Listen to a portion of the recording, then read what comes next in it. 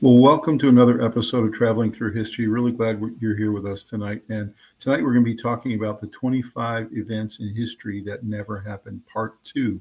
For those of you who saw the first part of this series back in December, we got a really amazing response from that. Essentially, we looked at 25 different events in history that we commonly knew as true or factual. We were taught in school. We were told as passed down oral tradition from a family member. We were told about this fact either on TV or on the street. And if you really dig into these events and really look at the back history behind them, they did not occur, or they did not occur the way that we were told that they occurred.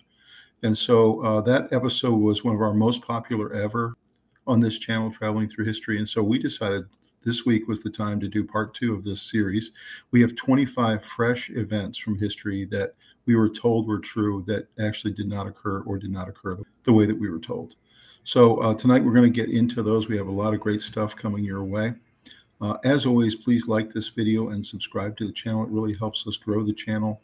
You can see we're bringing to you as much fresh content as we can on a regular basis. And we really appreciate your patronage and you going on this journey with us on this channel. Thank you so much for that. Let's go ahead and take a look at the 25 new events in history that never really occurred.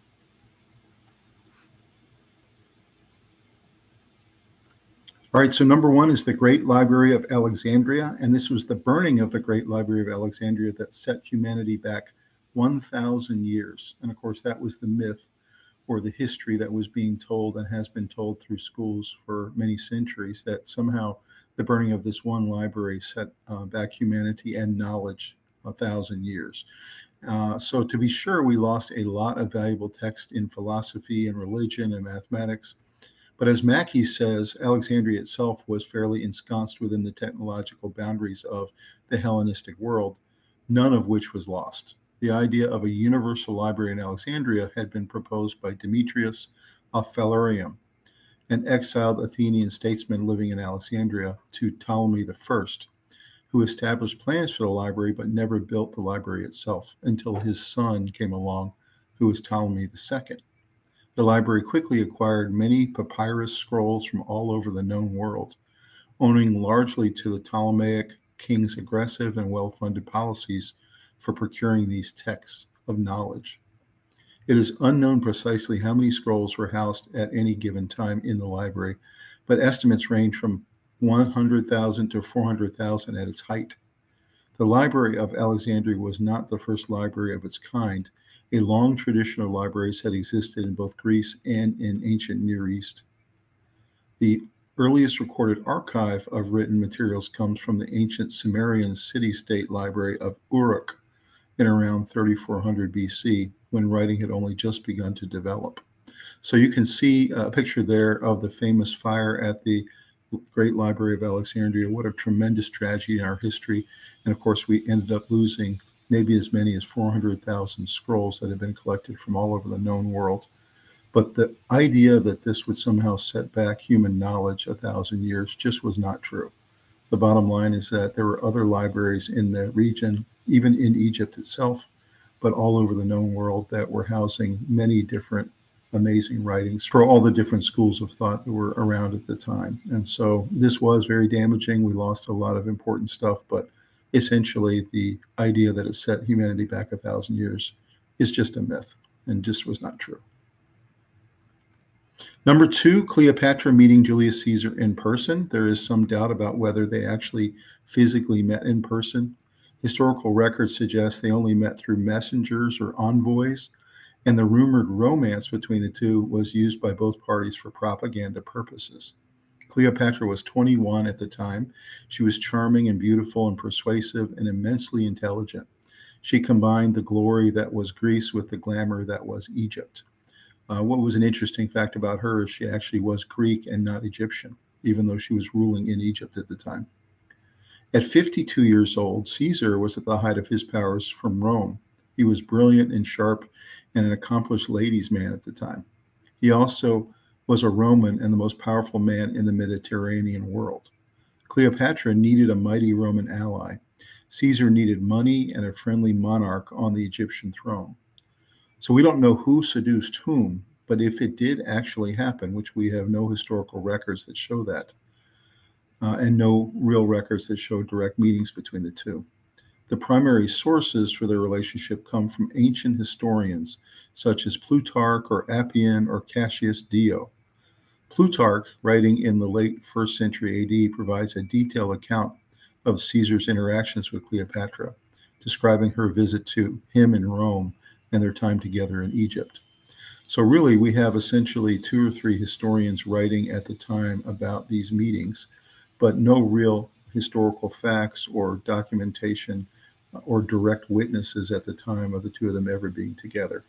So whether this actually occurred or not, we'll have no ability to have any proof that can show whether this relationship was really true or whether it was what we think it might have been, which was used for propaganda purposes to the people so that they could show that Egypt and Rome were on the same page and were allies. You can see a picture there on the bottom right of Cleopatra with both Caesar and Mark Antony. And of course, the rumor at the time was that the 3 of them were in a love triangle and that she was having to choose between the 2 men, both of whom were rivals for her affections. And then, of course, a great picture there above of Caesar and Cleopatra when she came to visit him in Rome. So very difficult for historians to actually nail down if this relationship ever took place or if it truly was conducted via diplomacy and via envoys and messengers. So very interesting there.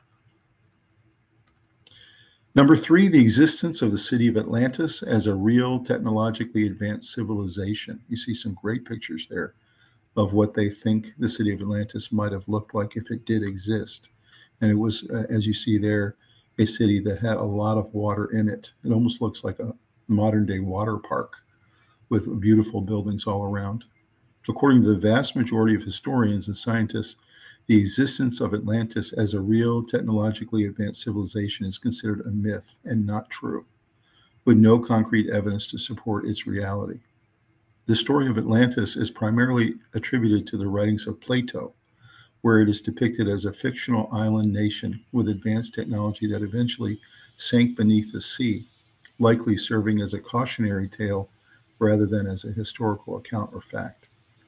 Despite extensive searches over the centuries, no archaeological evidence has been found to support the existence of Atlantis or a civilization matching its description.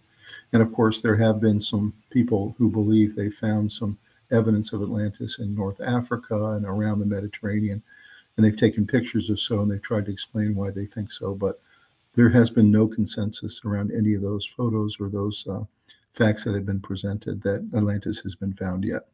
The general consensus, even today, is that Atlantis did not exist and was a fictional island in Plato's writings. Number 4, the construction of the Great Pyramids of Giza were done by an advanced alien civilization. And of course, you might have heard that they believe they did find some drawings of aliens or UFOs in some of the pyramids, those kinds of things. Are the pyramids too awesome to have been the work of mere mortals of ancient Egypt? If so, does that mean they were built by aliens? Of all the examples of pyramids in Egypt, the most famous is certainly the Great Pyramid of Giza. And if you didn't see our great 7 Wonders series that we just completed, where we did the 7 Wonders of the ancient world, of the Middle Ages, and of modern day, you should definitely check that out. I'll drop a link to all 3 of those in the comments down below, and you can take a look. And we do talk about the Great Pyramid of Giza. It was the oldest of the 7 wonders of the ancient world and the only one that is still surviving today. For nearly 4,000 years, it has stood as the tallest human-made structure in the world. Now more than 50 pyramids remain in Egypt. These are colossal feats of architecture and lasting monuments to the ancient civilization of the pharaohs. Architectural evidence strongly suggests that the pyramids of ancient Egypt were built not by aliens, but by large groups of Egyptian laborers and slaves who were equipped with effective tools directed by an impressive organizational ability.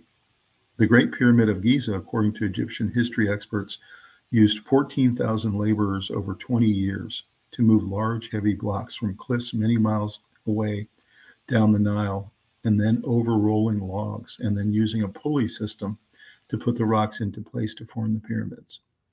So most historians believe that is a much more likely explanation of what happened is you had these 14,000 workers for 20 years, most of them being asked to work against their will, of course, to build these stupendous buildings, as you see there on the bottom right, and using these very kind of technologically advanced for the time systems, pulley systems, rolling log systems, putting these stones on boats on the Nile and floating them down to this location.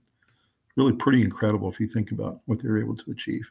But the idea that it was built by an advanced alien civilization can be debunked. Number 5, Charles Lindbergh was not the first to fly across the Atlantic, as most people thought. You see a great picture there of Charles Lindbergh on the right and the Spirit of St. Louis. Charles Lindbergh was far from being the first to fly nonstop across the Atlantic Ocean. He was actually the 67th person to fly across. Credit where credit is due, though, he was the first to do so all by himself or solo on his plane Spirit of St. Louis in the air for 33 and a half hours from Roosevelt Field and landing in Paris, France in May of 1927. Lindbergh became a national hero overnight. But well before him were Captain John Alcock and Lieutenant Arthur Whitten Brown. You see a picture of the two of them there on the bottom right, who flew for 16 hours from St. John's, Newfoundland, Canada, to a bumpy landing in a marshland near Clifton, County Galway, Ireland, in terrible and dangerous conditions in June of 1919. What was really interesting about that flight, which was the first one that crossed the Atlantic, was they barely made it. It was really bad weather. It was icy conditions, foggy conditions. They couldn't see the ground until about 20 feet above the runway. And they really kind of got very lucky. They actually barely missed a tree on the way in. And so it was kind of miraculous they were able to make that flight and actually to land it. But very interesting. Charles Lindbergh was always perceived as the first to fly across the Atlantic, and he was the first to do it solo. Number 6, the Holy Grail, discovered by a medieval knight. In the Arthurian legend, and as we talked about on our last episode, King Arthur didn't actually exist as a king. He was more of an amalgamation of several kings in a legend. Sir Galahad is the knight who finds the Holy Grail. Galahad is the illegitimate son of Lancelot and Elaine and is considered the world's greatest knight. In the story, King Arthur is told that a knight will find the Holy Grail and fill a seat at the round table. Galahad is the only knight who can pull the sword from the stone embedded in the stone. Galahad is chosen to find the Grail because of his spiritual purity at the time. After finding the Grail, Galahad drinks from it, which kills him and sends him to heaven. The quest for the Grail has a spiritual underpinning, and knights in pursuit represent a desire for individual improvement. Just like the legend of King Arthur and the Knights of the Round Table, it's understood now by historians that this event did not occur, but came from literature and legend. You can see some great pictures there to the right. One of Galahad pulling the sword from the stone that none of the other knights could do. And then he actually has the chalice or the Holy Grail in the middle of the table, the round table, with King Arthur and his court. So really interesting pictures there. But again, this can be debunked. This event did not occur. There's no evidence that it did. Number 7, Joan of Arc being burned at the stake. And we talked a little bit about that in our Joan of Arc episode. If you didn't get a chance to look at that, we go into some detail about what she was charged with and why she was burnt at the stake by the English. This particular event we're going to talk about here is that she miraculously reappeared decades later after her death. This was a fictional story where Joan of Arc miraculously reappears decades after being burned at the stake by the English, and she would likely be seen as a powerful symbol of divine intervention, returning to either aid France in a time of crisis or to further spread her message of faith and courage, potentially causing widespread religious fervor and challenging the established power structures of the time.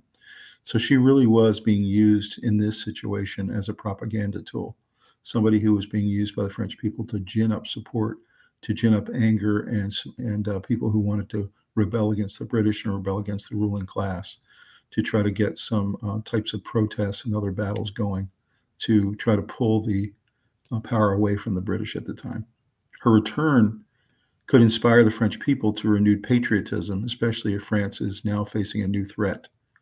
Joan's legacy as a national heroine could be explored with her reappearance reigniting the spirit of resistance against oppression. The Catholic Church might be conflicted, potentially investigating her reappearance as a miracle, but also being very wary of potential for chaos and misinterpretation. It's really interesting that there's still a lot of belief that she had this resurrection, very similar to Jesus.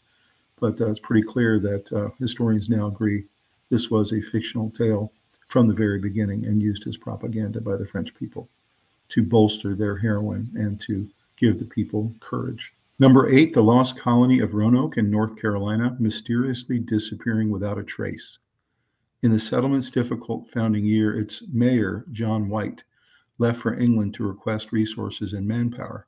He returned 3 years later only to find the settlement empty, his wife, his child, and his grandchild, the first English child born in the Americas, having vanished. The word Croatoan and the letters CRO were carved into trees within the colony's borders, and they were the only signs pointing to an explanation.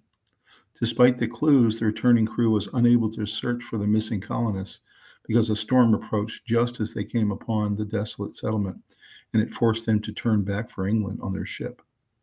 On the basis of the mysterious tree carvings, the nearby Croatoan Island, which is now known as Hatteras Island, North Carolina, is the location to which many believe the colonists moved. At the time of the colony's founding, the Hatteras Indians occupied the island, and a popular theory supposes that the colonists joined the native group of people on that island because of their lack of resources and knowledge of the land. Another theory is that the colonists died of disease and starvation. So very interesting, this particular historical theory or legend was that they just disappeared into thin air. And of course, that definitely did not happen. It was one of these probably more readily, easily explained explanations, which is one, they moved over to the Croatoan Island and left John White and his crew a clue as to where they went by writing Croatoan on the fence of the community and also on the trees.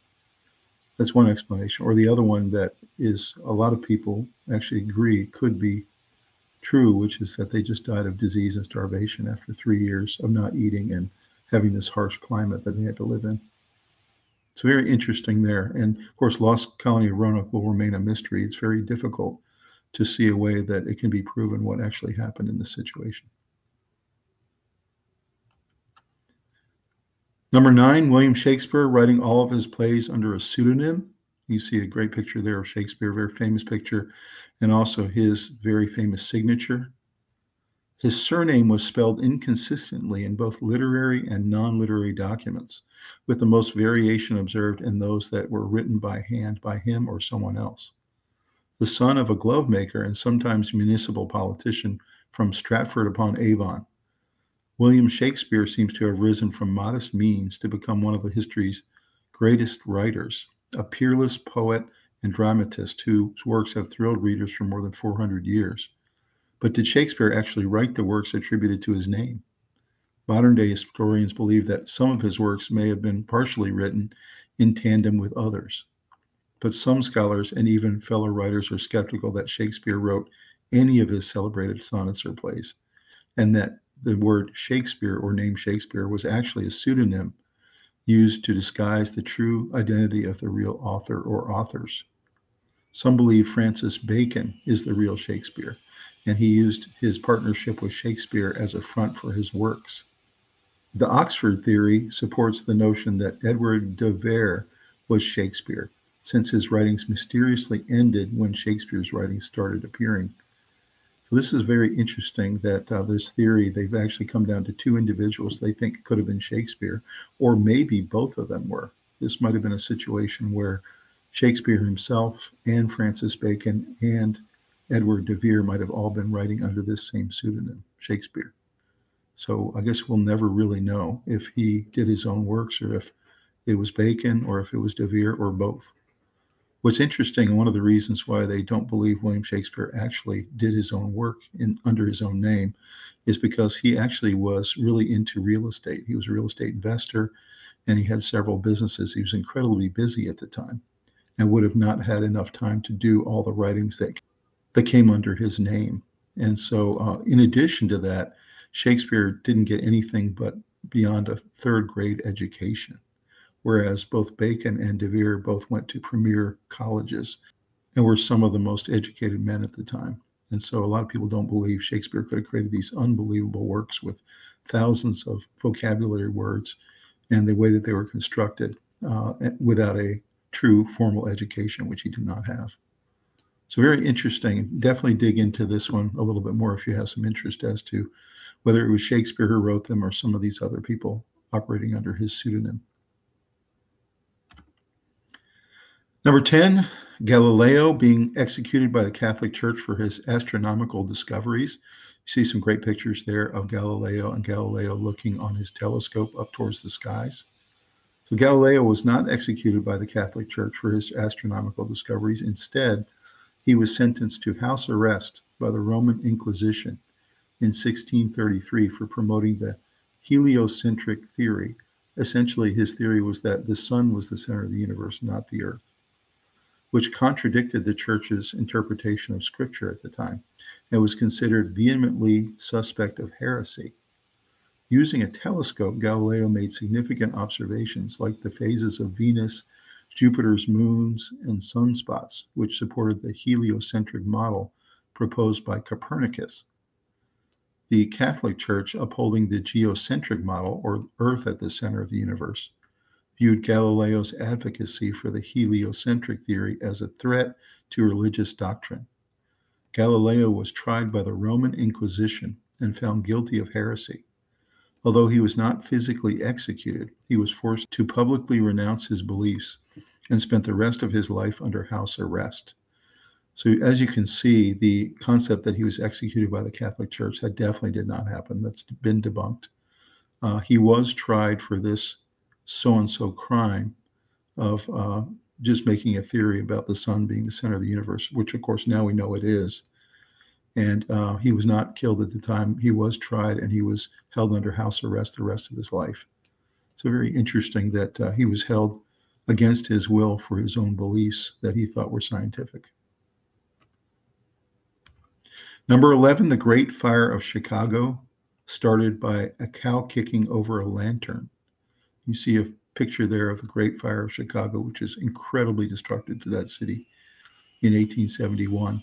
And you see the caricature of the cow kicking over the lantern, which they claim through this particular legend actually caused the fire. The Great Chicago Fire burned from October 8th to October 10th, 1871, so a full 3 days. It destroyed thousands of buildings and killed an estimated 300 people. But no, a cow did not kick over a lantern to start the Chicago Fire of 1871. The cause of the fire is still unknown. The story of Mrs. O'Leary's cow is a popular myth that was later admitted to be fabricated. In 1911, so this was about 40 years later, Michael Ahern, the last surviving reporter who covered the fire, admitted that he and several other journalists made up the story to make it more interesting. In 1997, the Chicago City Council passed a resolution exonerating Mrs. O'Leary and her cow. So that's pretty interesting. In modern day, they decided to exonerate her and her cow and essentially debunk this myth. Other theories about the fire's origin include human error, unusual atmospheric conditions, or even a meteor. One man, Louis M. Cohn, claimed that he and other men were gambling in a barn when they knocked over a lantern. That might have caused it. So very interesting that this has been debunked, this idea of the cow starting the Chicago fire. And in reality, we still don't have full idea of how it actually occurred and why it started, this devastating fire. Number 12, the discovery of the Fountain of Youth by Spanish explorer Ponce de León. You see a picture there of Ponce de León and the state of Florida, which he discovered on behalf of Spain. And you see below that a caricature or a rendering of what the Fountain of Youth might have looked like in the myth that they talked about all the time. According to legend, the Spanish explorer Juan Ponce de León is associated with the discovery of the Fountain of Youth, believed to be a magical spring that could restore youth to those who drank from it. When he landed in Florida while searching for it during his exploration of the Americas. However, most historians believe this story is a myth, and Ponce de León was primarily focused on claiming new lands for Spain, not seeking a mythical fountain. There's no concrete evidence in Ponce de León's records or writings that he was actively searching for the Fountain of Youth. The connection between Ponce de León and the Fountain of Youth likely arose after his death through stories and myths and writings of other explorers. It's really interesting that this myth got started after his death, that he was looking for the Fountain of Youth and that he actually found it in Florida. Whereas the reality is, and it's been debunked, that he actually was just there to claim it on behalf of Spain. There's actually a place in Florida now they claim is the Fountain of Youth that Ponce de León found. But of course, that's just a mythical fable at this point. But it's an interesting place you can visit in Florida if you want to go take a look. Number 13, the Yeti. These are mythical creatures of the Himalayas. You see some great pictures of what they think the Yeti might have looked like if it did exist, and one of them holding a big rock. So the Yeti, a mythical creature said to inhabit the Himalayas, has been a source of fascination and fear for centuries. The legends of the Yeti originated in the folklore of the ancestors of the Himalayan people. Over the years, there have been numerous reports, sightings, and evidence claiming to prove its existence. However, DNA tests have reportedly proven that findings were actually either wild or domestic animal or human remains. The Yeti became part of Buddhist mythology as the religion spread.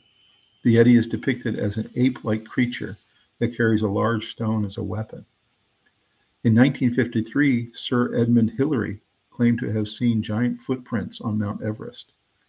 Genetic analysis of the purported Yeti specimens that he found and his delegation found have shown that they came from common animals such as brown bears, black bears, or dogs. It's really interesting that this myth has pervaded over the centuries about this ape-like creature from Buddhist mythology, and that people really believe that they have had sightings of it or that they found evidence of it. But every time they go test the remains to try to prove that it exists, it's always an animal that we can explain. So pretty much this one has been debunked. Number 14, another one that is very famous from our history, that's the legend of the Loch Ness Monster. You can see a picture there. It's the most famous photograph that was taken. The origins of the photograph and the authenticity of that photograph have never been fully explained. And you can see a great picture there in Scotland of Loch Ness, or Lake Ness, that they claim the creature actually is in terms of the lake. The Loch Ness Monster, a mythical creature said to inhabit Loch Ness in Scotland, is one of the most famous cryptids in the world. Despite numerous sightings and photographs, there's no conclusive evidence to support the existence of Nessie. The earliest account of the monster is from 6th century AD, when the Irish monk St. Columba encountered a water beast. Carved stones in the area depict a strange beast with a long beak, flippers, and head locket or spout. The modern legend began in 1933 when a couple reported seeing a huge animal rolling in the loch. People have reported seeing a monster in the loch, but evidence of its existence is anecdotal. There have been many expeditions to try to find the monster, including sonar searches and satellite tracking. The most famous photograph of the monster was taken by surgeon Robert Kenneth Wilson in 1934, and that's that photo there on the right. And again, they've never been able to prove that it was an authentic photo. Having interviewed him several times, apparently the FBI and others were not convinced that it was a real photo, that he had really seen the Loch Ness Monster. So for the most part, with all the searching that has been done, the technology, the sonar technology and everything else, this one is also considered debunked and not historical. Number 15, the lost city of gold in El Dorado. The lost city of gold, El Dorado, is a legendary city in South America and is said to be filled with wealth. The name El Dorado is Spanish for the golden one. The legend of El Dorado originated with the Muisca people, an indigenous tribe in what is now Colombia, South America. The legend was first recorded in the 16th century by Spanish colonists in America. Many explorers and conquistadors have searched for El Dorado in the rainforests and mountains of South America, but have been unsuccessful. The city's location has shifted over time and has come to represent any place where people can amass great fortunes. Today, El Dorado is often used as a metaphor for an unattainable quest for riches. And you can see some fantastic pictures there on the right of renderings of what they thought El Dorado might look like if they found it. A city of complete gold, as you can see. So it's pretty clear now, with all the searching that's been done over the centuries, and of course we now have satellite technology, so we're very sure that this city not only does not exist today, but never did exist. There's never been any evidence that a city such as this ever existed. So it truly was a myth or a legend. Number 16, the curse of the pharaoh's tombs in Egypt. In 1922, rumors of a curse spread after Howard Carter unearthed King Tutankhamun's tomb, or King Tut. Newspapers reported strange deaths linked to the discovery, including Lord Carnarvon's fatal illness. Washington Post reported on studies that attribute the incidents to infections and mold exposure. No curse had actually been found in the tomb, but deaths in succeeding years of various members of Carter's team and real or supposed visitors to the site kept the story alive, especially in cases of death by violence or in odd circumstances. The story of a curse on the tomb has been fueled by the deaths of people associated with the excavation. However, experts say there is no evidence that a curse exists. Carnarvon was already ill with an upper respiratory infection when he was doing the work, when he died in 1923. Some scientists have proposed other explanations for the deaths associated with the tomb, such as radiation from uranium and poisonous waste or exposure to mold and bacteria. You can see some great pictures there of the tomb of Tutankhamun when they found it. What an incredible discovery that would have been. And then finally down below there, when they opened up the sarcophagus, that's a picture there of Howard Carter working with one of his team members. So Curse of the Pharaoh's Tombs in Egypt, although has been pervaded through the decades, as you can see, has now been debunked, that there is no real curse of the tomb of Tutankhamun. Number 17, the miracle of St. Winfried's Well. St. Winfried's Well is a holy well and a national shrine located in the Welsh town of Holywell in Flintshire. The patron saint of the well is St. Winfried, was a 7th century Catholic martyr who, according to legend, was decapitated by a lustful prince and then miraculously restored to life. The well is said to have sprung up at the spot where her head hit the ground after being decapitated by the prince. This story is first recorded in the 12th century, and since then, St. Winfried's Well has been a popular pilgrimage destination, known for its healing waters. The well is unique among Britain's sacred sites in that it retained a continuous pilgrimage tradition throughout the English Reformation period. Historians of the period have concluded that the story of the well springing up where her head hit the ground was a legend of the time and not a historical event. And you see some great pictures there, one of the well itself and the building that it's contained in, and then a statue there to St. Winfrid, who was the woman that was beheaded and the legend came about for. And as you see here, pretty well accepted now by historians, this event did not occur, that the well would have been built by people in that particular region. Number 18, the ghost ship that still sails the seas. Since the 17th century, mariners have reported sightings of the Flying Dutchman. This legendary ghost ship, cursed to wander the oceans, often appears glowing eerily on the horizon. Marine Insight says scientists suggest optical illusions in sailors' stories keep the legend alive as a maritime mystery. The Flying Dutchman in European maritime legend is a specter ship doomed to sail forever. Its appearance to seamen is believed to signal imminent disaster. In the most common version, the captain, Vanderdecken, gambles his salvation on a rash pledge to round the Cape of Good Hope during a storm and is so condemned to that course for eternity. It is this rendering which forms the basis of the opera Der Fig Holländer, 1843, by the German composer Richard Wagner. So that's one explanation of where the Flying Dutchman came from, was that particular captain. Another legend for the Flying Dutchman depicts a Captain Falkenberg sailing forever through the North Sea, playing at dice for his soul for the devil. The dice game motif recurs in the Rime of the Ancient Mariner in 1798 by the English poet Samuel Taylor Coleridge. So very interesting that there's two leading contenders for this legend and where it came from, the Flying Dutchman. And it's very interesting. Many people back then in the 1800s really believed that this was true, that there really was a ghost ship that was sailing the seas infinitely. Of course, in our day today and with all the evidence we have, this has been debunked as not a historical event, but truly a legend or a myth. Number 19, the hidden treasure in Oak Island, Nova Scotia, Canada. For over 200 years, Oak Island in Nova Scotia has lured treasure hunters with its buried secrets. Stories include pirate loot and even Marie Antoinette's jewels, Shakespearean manuscripts, the Holy Grail, and the Ark of the Covenant. Excavation efforts have uncovered strange artifacts that are hundreds of years old, but no jackpot. The History Channel has a reality TV series about people who own the land on the island, including Michigan brothers Rick and Marty Lagina. So far, no significant main treasure site has been found, putting in doubt the stories of pirate treasure being buried on the island. And you see some great pictures there, one of a plaque, Oak Island Memorial from 1795 to 1995, and then a picture there of the History Channel show called The Curse of Oak Island, which is the show they just talked about there.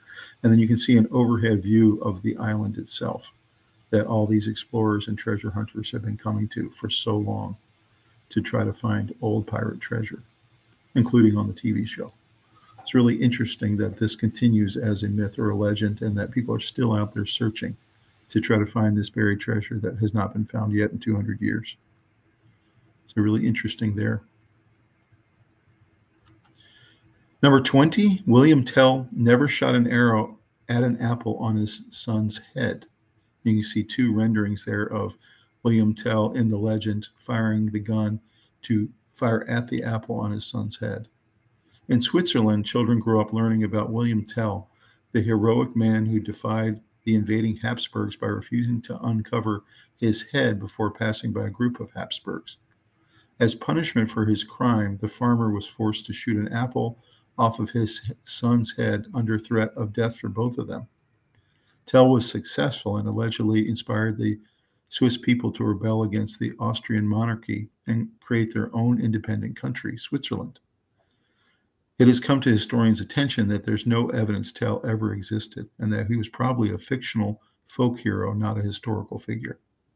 Switzerland, however, won't hear of it. Tell is still treated as a national hero and the image of Swiss independence, and his existence isn't to be questioned in that country. It's really interesting that everyone in the world now assumes that Tell did not exist. There's no evidence that he existed, that he was really just a figment of imagination and was being written about in folklore.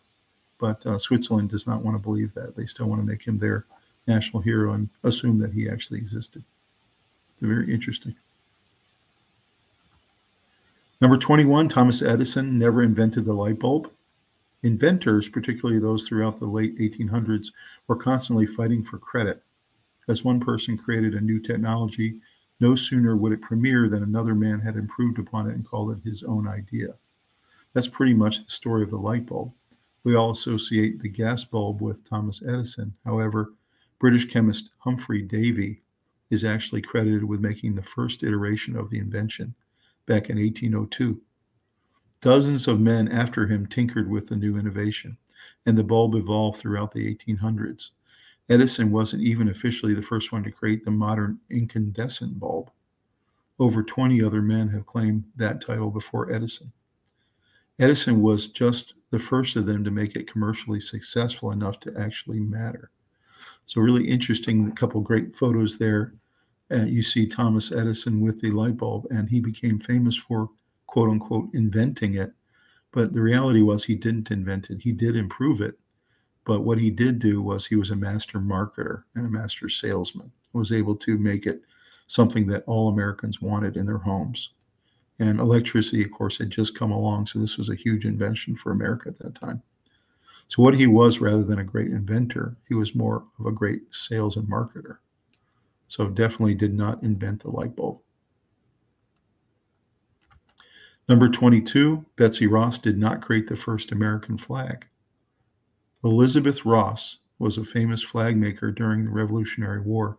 Legend has it that from 1777, George Washington himself commissioned Ross to create the first flag of the new country. He even took some design suggestions from her. The 6-point stars are believed to have been Ross's doing. The story originally comes from William Canby, Ross's grandson, who in 1870, so this is 100 years later, told the narrative at the Pennsylvania Historical Society. There is no evidence that a new flag was created during this time. And although Ross was an important seamstress and flag maker for the United States government during the 1700s, the Smithsonian declares that Ross probably never actually created the first U.S. flag.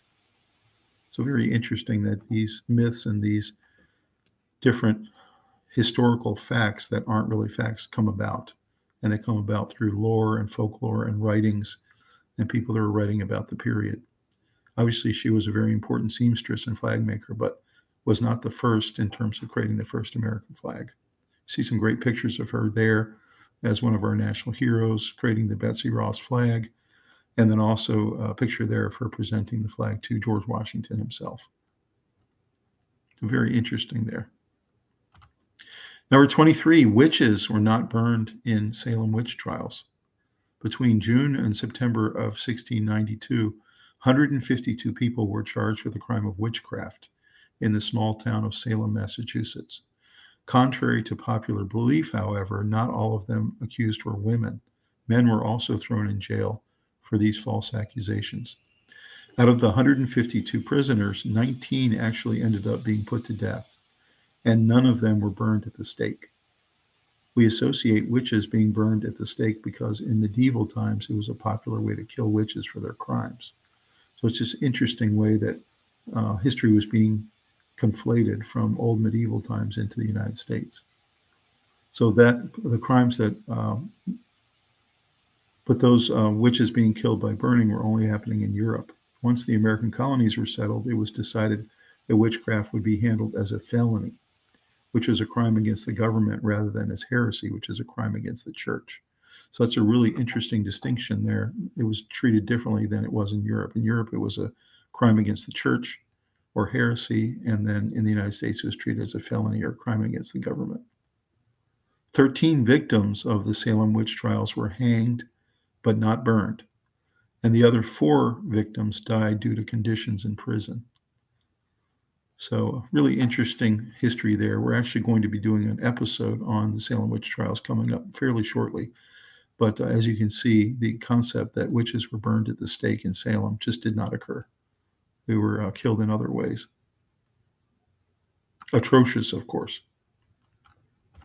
Number 24, Vincent van Gogh did not cut off his ear. Well, at least not all of it. The artist had only severed the bottom part of his left ear, but no one is sure as to why he did it. What is known is that he did suffer from severe depression. There were some historians who claimed that he was agitated after a spat with his friend and rival, Paul Gauguin. Others claim that it was an act of rage committed after he learned that his brother, who was a major source of financial and emotional support for him, was engaged. Regardless of the reason, one thing was clear: it definitely wasn't his entire ear. He continued to be able to hear out of both ears after the incident. You can see a picture on the bottom right there of the incident after it happened. When he did that to his ear, he had it bandaged up. And then another picture there of a recreation of his ear in the Van Gogh Museum on the top right. And then in the middle there is my favorite Van Gogh painting, actually, which is called Starry Night. But very interesting. He did take a portion of his ear, but he did not take all of his ear. Number 25, the flat earth myth was not pervasive in ancient times. The flat earth myth in Greece is considered a myth because ancient Greek philosophers were among the first to theorize and widely accept that the earth is actually spherical, not flat. With evidence like the round shadow cast by Earth during a lunar eclipse being a key argument for its spherical shape, philosophers like Pythagoras and Empedocles are credited with first proposing the Earth is round, likely around 5th century BC.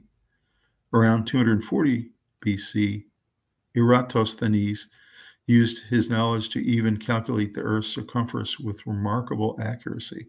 You see a picture there of Pythagoras there on the top, Eratosthenes on the bottom there.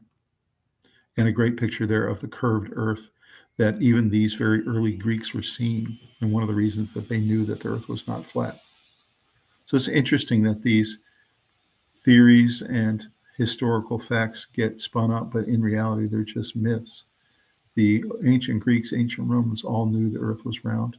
Now, there were some folks that thought the earth was flat in the Middle Ages, but and there was evidence of that. But for the most part, this myth that everybody in ancient times thought the earth was flat, it just wasn't true. They actually knew fairly well and had done calculations that the earth was indeed round. Well, hopefully you enjoyed that and you learned a lot about 25 events in history that never happened or didn't happen the way that we were told always in our schooling and in our common culture on TV. This being our part two, this was a new series of 25. Hopefully you enjoyed that, and you're going to want to dig into some more facts about each of these 25 events that did not happen or myths, and that you learned a lot and that you're going to want to actually look at more of the history around them. As always, in what we do here in Traveling Through History, and what you should do when you're looking up history, is do the research, find multiple sources.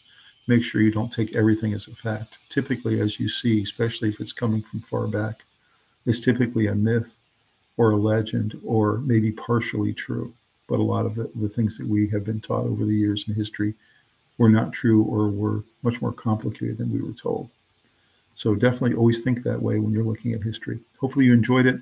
Please like this video and subscribe to the channel. And we have a lot of great stuff coming your way. And we're excited about all the different programs we're putting together. Thank you for coming on this journey with us. Hopefully you love history as much as we do. And we'll see you next time on Traveling Through History. Thank you very much.